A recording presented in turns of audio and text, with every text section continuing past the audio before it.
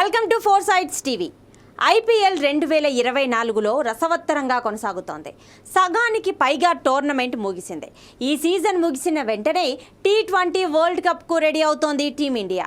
West Indies, America ఈ mega టోర్నమెంట్కు సంయుక్తంగా ఆతిథ్యాన్ని ఇవ్వనున్నాయి.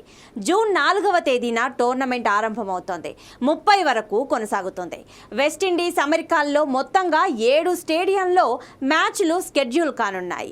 ఈసారి ఏకంగా 20 జట్లు ఐసీసీ T20 వరల్డ్ కప్ 2024లో ఆడబోతున్నాయి.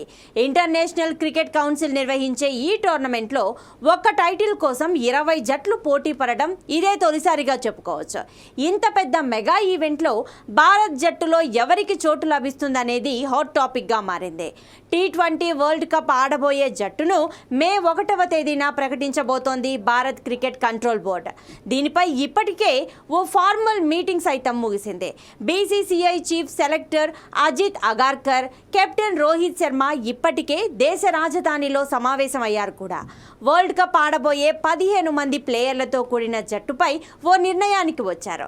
మే 1వ తేదీన అధికారికంగా జట్టును ప్రకటించనున్నారు. గడువు సమీపించిన నేపథ్యంలో భారత జట్టుపై అంచనాలు వ్యక్తమవుతోన్నాయి.